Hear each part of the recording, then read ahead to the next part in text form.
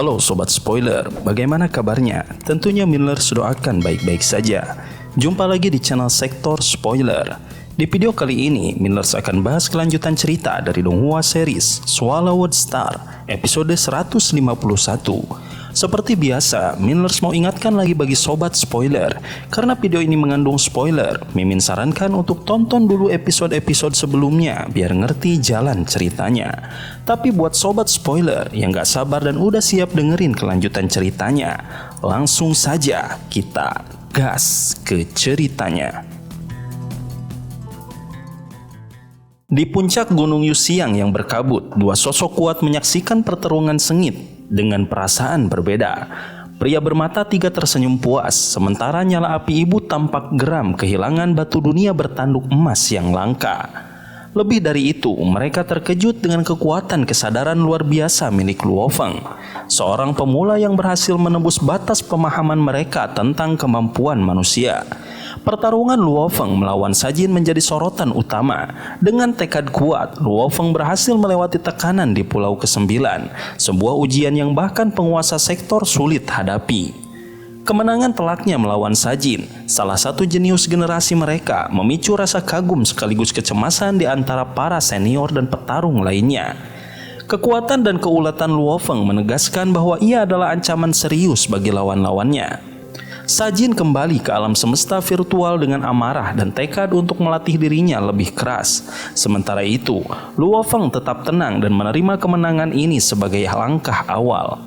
Disambut sorakan rekan-rekannya, ia membuktikan dirinya sebagai petarung yang patut diperhitungkan di antara para elit jagat raya. Namun, Luo Feng tahu bahwa perjalanannya masih panjang dan penuh tantangan.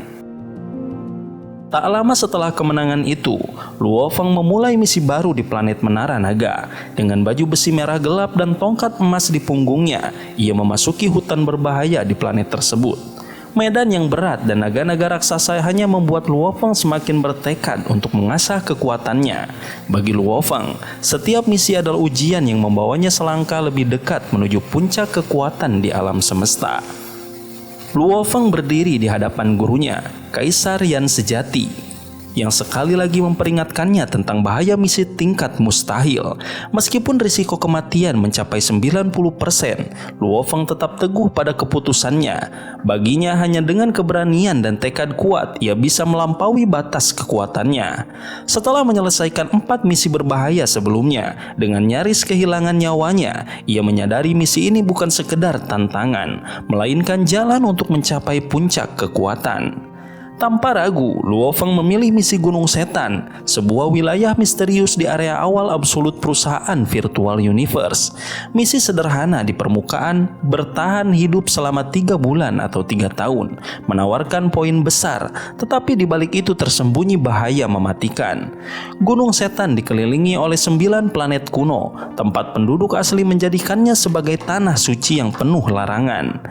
Banyak pejuang yang telah mencoba misi ini, tetapi hanya sedikit yang kembali dengan selamat. 2 hari kemudian, Luo Feng berangkat dengan kapal semesta yang membawanya ke lokasi misi. Selama perjalanan, ia mendapat informasi bahwa 2 pejuang lain telah memasuki Gunung Setan. Salah satunya dari wilayah Prima, tingkat tertinggi di perusahaan Virtual Universe. 6 jam berlalu dan di layar kapal, Luo Feng melihat gunung raksasa menjulang megah di angkasa, diselimuti kabut hijau dan putih. Dengan tinggi 1,8 juta kilometer dan 9 planet mengorbitnya, Gunung Setan tampak seperti benteng yang tak tertembus. Meski tampaknya sederhana, Luo Feng menyadari misi ini adalah ujian terbesar dalam hidupnya. Bahaya yang tersembunyi di balik kabut bisa muncul kapan saja, menantang batas kekuatannya. Namun, dengan tekad baja, ia siap menghadapi tantangan ini.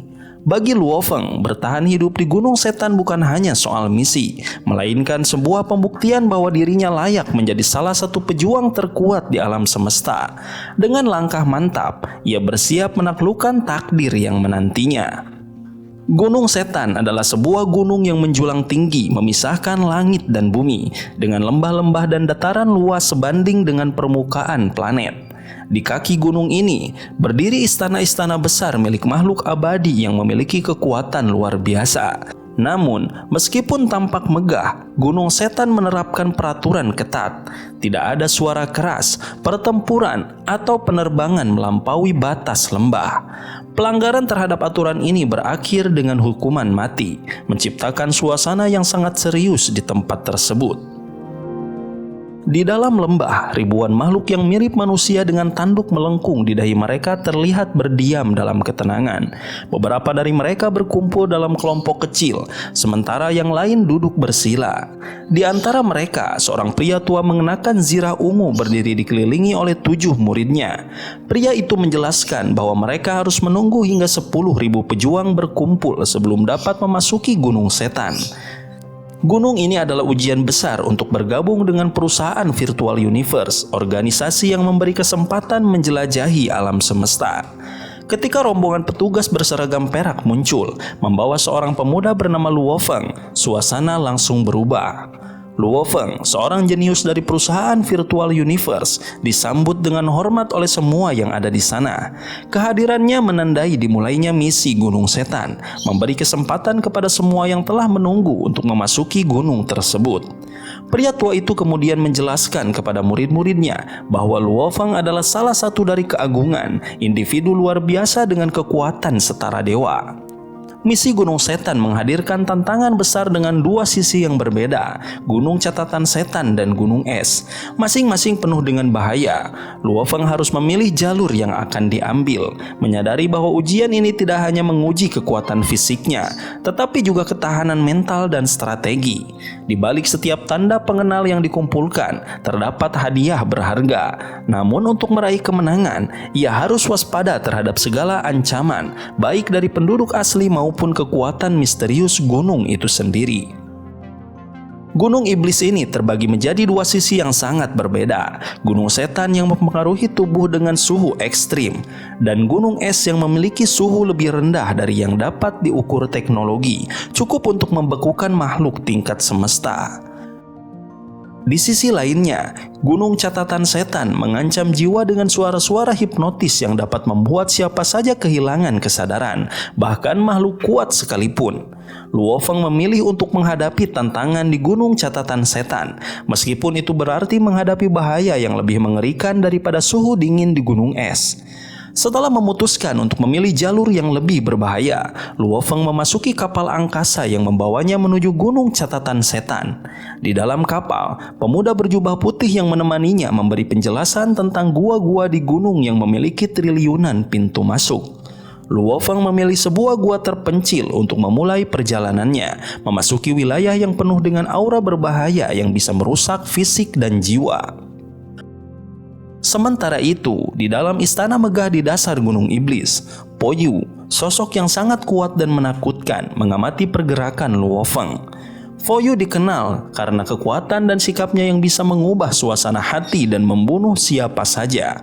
Ketika diberi laporan bahwa Luo Feng telah memasuki Gunung Catatan Setan, Po Yu hanya memberikan perintah singkat untuk menunggu hingga dia keluar dan membawanya menemuinya, menandakan rencana besar yang tengah disiapkan.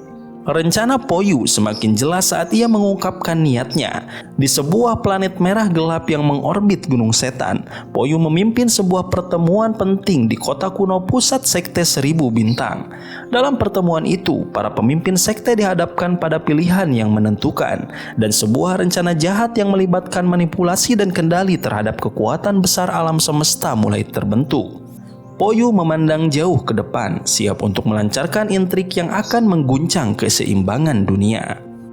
Ketika Luo Feng tiba di Gunung Catatan Setan, ribuan prajurit berlomba untuk mendapatkan tanda pengenal dan segera memasuki salah satu dari 10.000 pintu masuk yang telah ditentukan. Di tengah keramaian, sebuah kapal cakram ungu milik sekte 1000 bintang melesat menuju ngarai Gunung Setan. Kapal tersebut membawa 6 anggota sekte yang dipimpin oleh seorang abadi dari perusahaan Virtual Universe. Mereka segera menuju istana untuk menerima arahan, sementara sebagian besar peserta baru mulai mendapatkan tanda mereka setelah 1 jam. Luo Feng memasuki Gunung Catatan Setan dengan hati-hati, menyusuri lorong sempit yang berkelok. Dengan bantuan perangkat pemindai canggih dari asisten virtualnya, Babata, ia dapat mendeteksi musuh dalam jarak 20 km. Suatu ketika, ia bertemu dengan seorang prajurit tingkat 3 domain yang menyerangnya dengan kegilaan. Namun, serangan tersebut dengan mudah dihentikan oleh Luo Feng yang menghancurkan tubuh prajurit itu dengan satu tebasan pedang. Luo Feng mengumpulkan tanda hitam dari tubuh musuhnya sebagai bagian dari misinya. Setelah 9 hari di gunung, Luo Feng berhasil mengumpulkan 112 tanda hitam. Selama waktu itu, ia hanya sekali bertemu dengan penguasa sektor dan menghindarinya. Para prajurit yang lebih lemah seperti penguasa domain lebih mudah dihadapi, meskipun ia merasa cukup beruntung karena belum bertemu binatang buas berbahaya. Babata memperingatkan bahwa ia telah memasuki wilayah yang lebih berbahaya dengan catatan setan yang semakin kuat. Pada suatu perjalanan, Babata mendeteksi percakapan antara 3 penguasa domain yang menarik perhatian Luo Feng. Mereka membahas penemuan buku manual dari sekte Phoenix, peninggalan berharga yang diyakini berasal dari tokoh kuat sekte tersebut. Pemimpin mereka menjelaskan bahwa Gunung Catatan Setan memiliki sejarah kuno dan warisan berharga yang tersembunyi di dalamnya, yang bahkan menarik perhatian perusahaan virtual universe untuk menyelidikinya. Luo Feng mendengarkan percakapan itu dengan penuh perhatian, menyadari bahwa ada sesuatu yang lebih besar di balik petualangan ini. Meskipun rasa penasaran Luo Feng tentang warisan kuno itu tumbuh, ia tetap memprioritaskan tujuan utamanya, bertahan hidup selama 3 tahun di Gunung Catatan Setan. Ia tahu bahwa ambisi berlebihan bisa berbahaya, dan jika ada yang menghalangi jalannya, ia tidak akan ragu untuk bertindak. Dengan tekad yang kuat, Luo Feng melanjutkan perjalanan di tengah bahaya yang mengintai di setiap sudut gunung. Gunung Setan yang sudah ada sejak zaman purba menyimpan banyak rahasia yang belum terpecahkan, bahkan sebelum perusahaan virtual universe menguasai wilayah ini. Bagi Luo Feng, kabar bahwa gunung ini mungkin menyimpan harta berharga yang diinginkan oleh alam semesta virtual semakin menggelitik rasa penasarannya. Gunung ini dianggap sebagai tanah terlarang warisan oleh penduduk bintang 9 samudra, yang menganggapnya penuh misteri dan kekuatan yang tak terungkap. Babata, asisten virtual Luo Feng, mengungkapkan bahwa para Undiying sering mengunjungi gunung ini, menandakan ada sesuatu yang sangat berharga yang tersembunyi di dalamnya. Luo Feng mulai merenung tentang misi pelatihan yang diberikan perusahaan virtual universe. Ia merasa bahwa misi-misi yang dijalaninya sebelumnya, seperti menemukan kristal sungai darah dan menara naga, lebih dari sekedar ujian biasa. Ia yakin bahwa perusahaan sengaja mengirimkan para jenius ke tempat-tempat berbahaya seperti Gunung Setan untuk membuka peluang besar yang tersembunyi. Ini bukan hanya tentang mengasah kemampuan, tetapi juga tentang menemukan warisan atau harta yang luar biasa yang dapat mengubah hidup mereka. Namun, Luo Feng menyadari bahwa mendapatkan warisan tersebut tidak akan mudah. Jika itu mudah, sudah pasti seseorang akan menemukannya dalam waktu triliunan tahun. Bahkan para Undiying pun datang ke sini, menunjukkan betapa rumitnya misteri yang ada di dalam gunung ini. Meskipun begitu, rasa ingin tahu Luo Feng semakin menguat dan ia semakin yakin bahwa ada sesuatu yang lebih besar yang sedang dimainkan di sini. Di tengah perjalanan di Gunung Setan, Luo Feng bertemu dengan makhluk besar seperti beruang setinggi 39 meter berbulu perak. Meskipun makhluk itu memiliki kecerdasan rendah, ia tetap berbahaya. Luo Feng tidak membuang waktu melawan makhluk tersebut. Meskipun kepalanya telah dipenggal, makhluk itu terus bergerak seolah tak merasakan sakit. Keberadaannya mengingatkan Luo Feng bahwa Gunung Setan dipenuhi dengan ancaman aneh yang muncul akibat kondisi ekstrim. Di bagian lain gunung, seorang pemuda bertanduk hitam dengan baju zirah hitam sedang mencari targetnya. Setelah membunuh 2 orang yang tidak sesuai dengan target, ia terus melanjutkan pencariannya. Meskipun telah mengumpulkan lebih dari 1000 tanda hitam, ia belum menemukan sasaran yang diinginkannya. Gunung Setan, dengan segala ancaman dan misterinya, menjadi medan ujian bagi semua yang berani memasuki tempat ini. Dengan tekad dan tujuan yang berbeda-beda, hanya mereka yang terkuat yang akan mampu mengungkap rahasia besar yang tersembunyi di dalamnya. Di jalur es yang sunyi, Luo Feng bergerak cepat meski diterpa angin dingin yang berbisik aneh, mencoba meruntuhkan keteguhannya. Ia tetap fokus menepi segala gangguan yang mengancam konsentrasinya. Namun, sebuah kekuatan tak terlihat tiba-tiba menghantam pikirannya, seperti ombak besar yang mencoba menenggelamkannya. Luo Feng menyadari bahwa ancaman sering datang saat kita paling lengah, dan kini ia harus menghadapi hipnotisme yang semakin kuat dalam angin tersebut. Perjalanan Luo Feng membawanya ke sebuah gua kristal yang indah, dan di antara banyak gua yang ada, ia merasakan tertarik pada sebuah gua berbentuk segi delapan yang memancarkan aura khusus. Tanpa ragu, ia memasuki gua itu mengikuti instingnya. Sementara itu, seorang pria bertanduk hitam juga merasa tertarik pada gua yang sama dan segera memasukinya. Memperluas energi dunianya untuk mencari target. Pria ini tidak segan membakar siapa saja yang menghalangi jalannya, bahkan tanpa ampun terhadap penguasa sektor. Di dalam gua, Luo Feng semakin hati-hati. Namun, energi dunia pria bertanduk hitam terdeteksi dan Babata, asisten virtualnya, memberi peringatan bahwa musuh sudah semakin dekat. Luo Feng segera mempercepat langkah, tetapi pria bertanduk hitam, Wuki, terus mengejarnya dengan kecepatan luar biasa. Dalam situasi genting ini, Luo Feng menggunakan cloning klan Mosa untuk menggantikan dirinya, melesat dengan kecepatan luar biasa, meninggalkan Wuki yang terhalang oleh belokan gua. Namun, meskipun berhasil melarikan diri, Luo Feng tahu bahaya belum berakhir. Setelah keluar dari gua, ia memasuki hutan es yang luas, di mana ia disambut oleh pemandangan yang menakutkan. Ribuan binatang buas dengan kekuatan yang jauh melebihi penguasa sektor yang mengejarnya. Binatang-binatang itu bergerak serentak, mengeluarkan suara mengerikan yang menggema di udara, membuat Luo Feng merasa terperangkap dan terancam setiap saat. Luo Feng berdiri di tengah hutan es, menyadari bahwa setiap langkah yang diambil bisa berakhir dengan bencana. Dengan ribuan binatang buas yang siap menyerangnya, ia tahu bahwa misi ini telah menjadi lebih berbahaya dari yang ia bayangkan. Meski merasa sial, ia tidak punya pilihan selain terus melangkah, berharap menemukan jalan keluar sebelum nasib buruk menimpanya. Luo Feng terjebak di tengah hutan es yang luas, tempat yang dipenuhi makhluk buas berbahaya. Hutan ini dipenuhi dengan batu es hitam dan dipenuhi ribuan makhluk yang hidup berdasarkan insting mereka. Dari makhluk level semesta hingga penguasa sektor puncak. 3 penguasa sektor puncak yang menguasai wilayah utama hutan es adalah kadal raksasa bersisik es, makhluk humanoid berbentuk boneka mekanik setinggi 800 meter, dan burung 6 sayap es yang menambahkan bahaya di kawasan ini. Ketika ribuan makhluk buas mulai memperhatikan keberadaan Luo Feng, 100 di antaranya segera mengejarnya. Makhluk-makhluk ini meski memiliki kecerdasan terbatas, memiliki naluri membunuh yang kuat. Dan tubuh mereka yang terbuat dari es memungkinkan mereka terus bergerak meski hancur berkeping-keping. Tidak ada pilihan lain bagi Luo Feng selain bertarung, dan setelah mengalahkan seekor binatang besar, ia memanfaatkan kekuatan makhluk itu untuk menyamar sebagai beruang es setinggi 8 meter, meniru salah satu makhluk hutan. Penyamaran Luo Feng berhasil. Dengan menggunakan tubuh binatang yang sudah dikalahkannya, ia menyusup ke dalam kawasan makhluk buas tanpa menarik perhatian mereka. Sementara itu, Wuki, penguasa sektor dari ras manusia, juga memasuki hutan es dengan tujuan mengejar Luo Feng. Meskipun tahu bahwa hutan ini dipenuhi makhluk yang hampir tidak bisa dihancurkan, Wuki tetap berusaha untuk menyelesaikan misinya. Namun, keberadaan Wuki menarik perhatian makhluk-makhluk hutan, terutama kadal raksasa yang memulai perburuan besar-besaran. Ribuan makhluk buas mengejar Wuki, termasuk 3 penguasa sektor puncak.